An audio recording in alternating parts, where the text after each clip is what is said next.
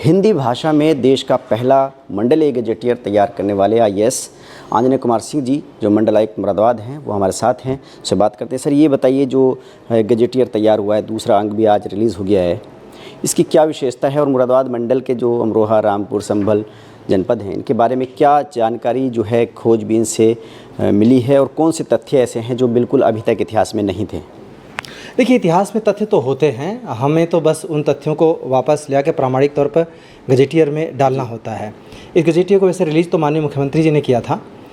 हमने जब इसकी पड़ताल करनी शुरू की और जितने दस्तावेज मिले उसके हिसाब से सबसे पुराना जो हमारा महाभारत काल से भी पुराना प्राचीन आर्यों तक गया और वहाँ से फिर ये भी कि दुष्यंत और शकुंतला जिस जगह पे मिले थे, ऋषि कर्म का आश्रम, वो मंडावर के बगल में माला नदी के किनारे मिला। चक्रवर्ती सम्राट भरत की धरती जहाँ पे पैदा हुए, विदुर की धरती के रूप में लोग जानते ही हैं।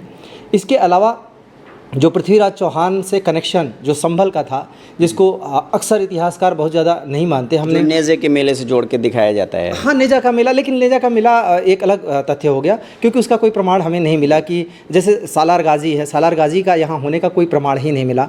लेकिन पृथ्वीराज चौहान की उपस्थिति का प्रमाण जो सांस्कृतिक जो चीज़ें हैं उन सब से निकाल कर मिला। हमने इसके लिए गजेटियर्स को भी आधार बनाया, इतिहास की किताबों की भी आधार बनाया, बहुत सारी चीज़ों से हमने ये पुख्ता किया और सारी जानकारियाँ तभी हमने इसमें डाली हैं। इन्हें व्यक्तित्वों के बारे में जानकारी है, जैसे जॉन एलिया यहाँ पे पैदा हुए, जो भी यहाँ पे पैदा हुए या जिनकी कर्मभूमि रही, उन सभी लोगों को इसमें संकलित किया। रामपुर रियासत की बात करें तो तूती के बारे में बहुत सारी कहानियाँ हैं कि वो एक तवायफ थी रामपुर नवाब के दौर में, उनकी क्या ऐतिहासिक सत्यता के बारे में कुछ जानकारी मिली? देखिए, उसमें जब हमने पड़ताल की, क्योंकि एक ही बेगम का मकबरा आप पाएंगे, बाकी किसी बेगम का मकबरा नहीं है, और वही हमारी खोज की शुरुआत बनी।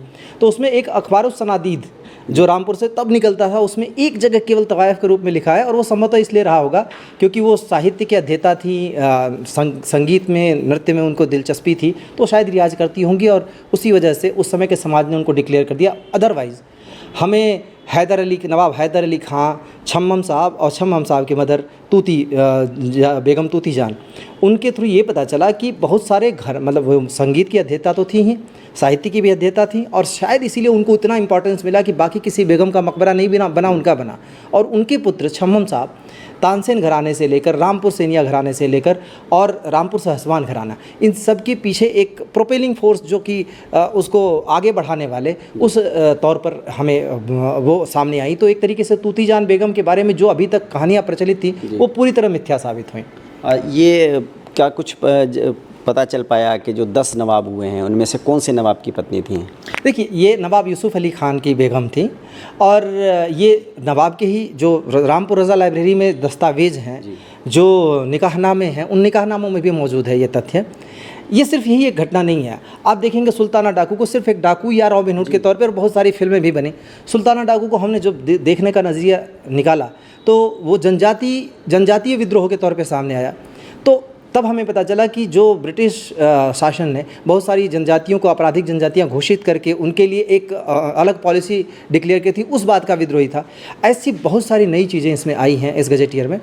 ये कहीं से पैदा नहीं हुई, हमने उनको विस्मृत कर दिया था, कहीं दस्तावेजों में पड़ी थी, वो जब प्रामाणिक रूप में हमारे सामने आई तो हमने उसको गजेटियर का हिस्सा बनाया।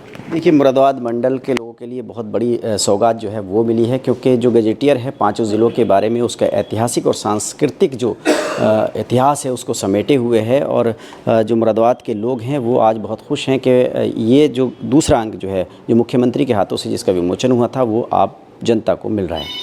वैदुर Rahman, ABP news network, Moradabad.